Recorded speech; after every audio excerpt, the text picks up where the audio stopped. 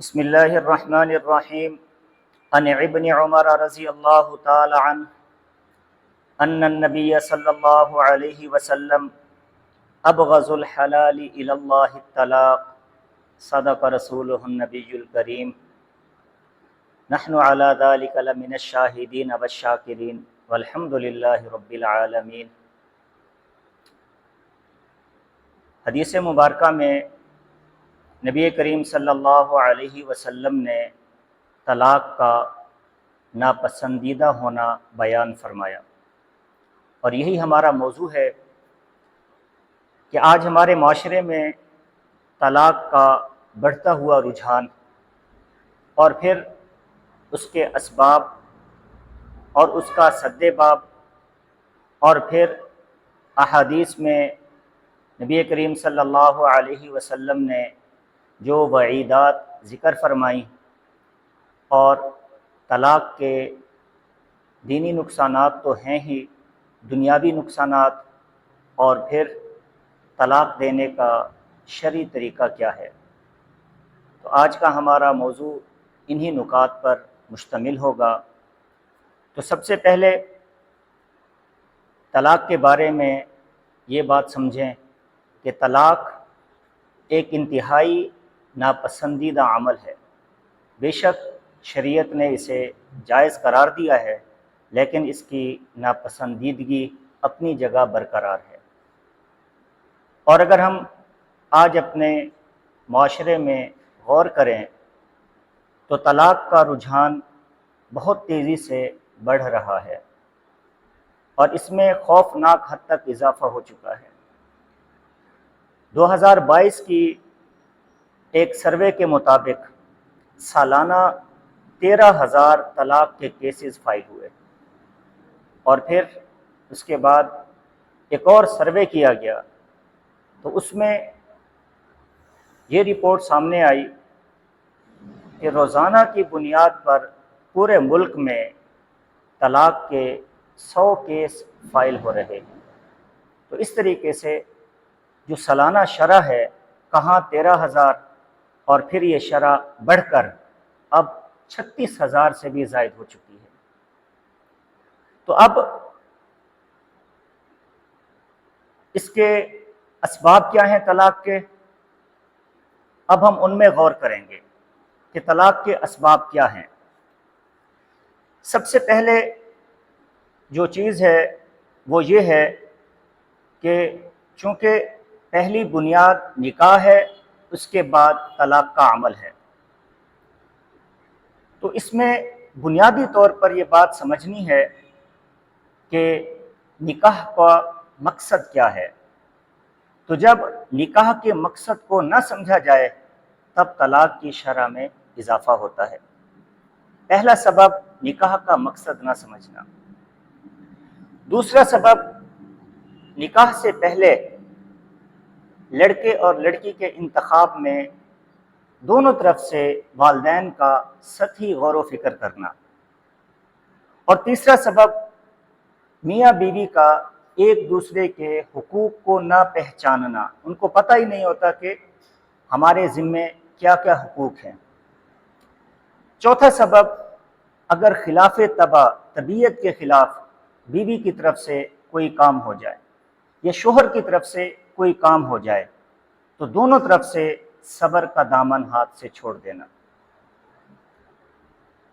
پانچواں سبب، اگر میاں بیوی میں جھگڑا ہو جائے، ناچاکی ہو جائے، یا بیوی نافرمانی پر اتر آئے تو اس کا حل قرآن کیا بتاتا ہے؟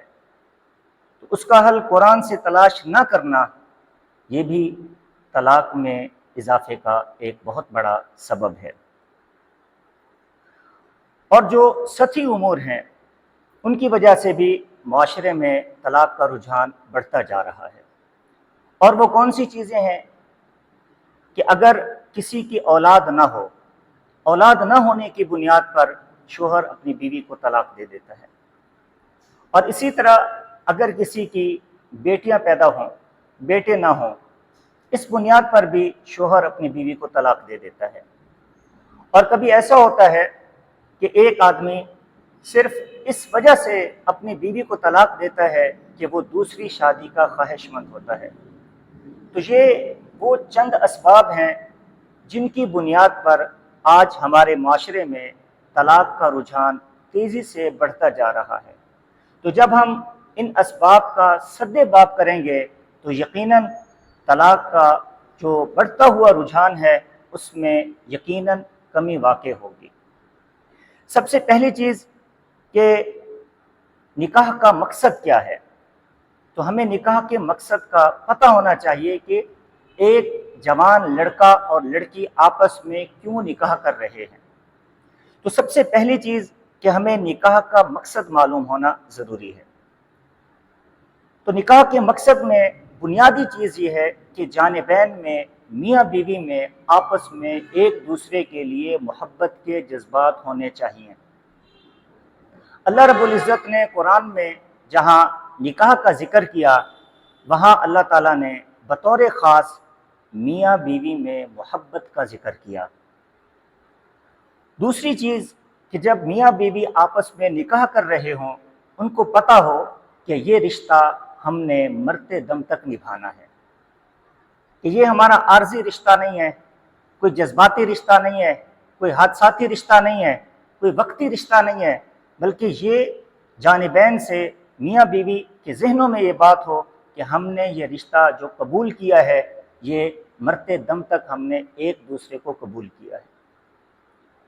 اور تیسری چیز کہ نکاح کے مقاصد میں کہ میاں بیوی اس وجہ سے آپس میں ان کا نکاح ہو رہا ہے کہ تاکہ دونوں آپس میں ایک دوسرے کے ساتھ قربت حاصل کر کے عفت اور پاک دامنی حاصل کریں۔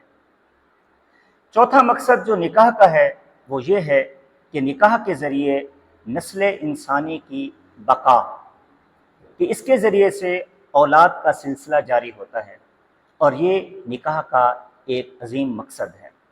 تو سب سے پہلی چیز نکاح کے مقصد کو سمجھنا، کہ میاں بیوی دونوں نکاح کے مقصد کو سمجھیں۔ دوسری چیز، نکاح سے پہلے دونوں طرف سے، لڑکے کی طرف سے جو اولیاء ہیں اور لڑکی کے اولیاء کی طرف سے رشتہ کرنے میں سطحی طور پر غور و فکر کرنا۔ اب جب آپس میں رشتہ کرنے کے لیے جب والدین اپنی اولاد کا رشتہ تلاش کریں تو اس میں کن کن باتوں کو مد نظر رکھیں؟ سب سے پہلی چیز وہ یہ ہے کہ لڑکا بھی لڑکی میں دینداری کو دیکھے، اور لڑکی والے بھی ایسے لڑکے کا انتخاب کریں جو دیندار ہو۔ دوسری چیز جس کی شریعت نے تاکید کی ہے وہ یہ ہے کہ آپس میں برابری کو بھی دیکھا جائے۔ اور تیسری چیز کہ ایسی لڑکی کا انتخاب کیا جائے کہ جس میں جو بچے پیدا کرنے والی ہو اور ساتھ ساتھ اپنے شوہر سے محبت کرنے والی ہو۔ اب یہاں یہ سوال پیدا ہوگا، شادی تو ہوئی نہیں ہے تو کیسے اس بات کا اندازہ لگایا جائے کہ یہ بچے جننے والی ہے یا اپنے شوہر سے محبت کرنے والی ہے؟ تو اس کا اندازہ اس بات سے لگایا جا سکتا ہے کہ لڑکی کے خاندان کی عورتوں کو دیکھا جائے گا کہ وہ بچے جننے والی ہیں اور اس کے ساتھ ساتھ اپنے شوہر سے محبت کرنے والی ہیں۔ اور پھر اس کے ساتھ ساتھ والدین کے لیے یہ بات بھی شریعت نے ضروری قرار دی ہے کہ وہ لڑکا اور لڑکی دونوں کی پسند اور ناپسند کا بھی ضرور خیال رکھیں۔ تو یہ شادی سے پہلے جب ان چیزوں کو مد نظر رکھا جائے گا تو ایک بہترین رشتہ معرض وجود میں آئے گا۔ تیسری چیز کہ جو طلاق کے اسباب ہیں ان میں سے ایک بات یہ ہے کہ میاں بیوی کو ایک دوسرے کے حقوق کا پتہ ہی نہیں ہوتا۔ تو اب ایک بیوی کے کیا حقوق ہیں اور شوہر کے کیا حقوق ہیں، تو اس کا معلوم ہونا بہت زیادہ ضروری ہے۔ بیوی کے حقوق میں سے یہ بیوی کا حق ہے کہ شوہر اس کے ساتھ خوش اخلاقی سے پیش آئے۔ ایسا نہ ہو کہ دوستوں کی محفل میں تو وہ سب سے زیادہ با اخلاق ہو، لیکن جب گھر آئے تو اس کے اخلاق وہیں باہر ہی رہ جائیں. ایسا نہ ہو، بلکہ وہ دوستوں کے ساتھ اگر خوش اخلاق ہے تو بیوی کے ساتھ اس کا زیادہ حق بنتا ہے کہ وہ خوش اخلاقی سے پیش آئے. اور دوسری چیز وہ یہ ہے کہ شوہر اپنی حیثیت کے مطابق بیوی کا خرچہ برداشت کرے اعتدال کے ساتھ. تیسری چیز یہ بیوی کا حق ہے کہ اسے رہنے کے لیے ایک گھر دیا جائے. اور یہ بھی حق ہے کہ شوہر غیرت میں اعتدال رکھے. مطلب یہ ہے کہ نہ تو اپنی بیوی سے بالکل غافل ہو جائے اور نہ ہی ایسا ہو کہ اس پر ہر وقت بدگمان رہے.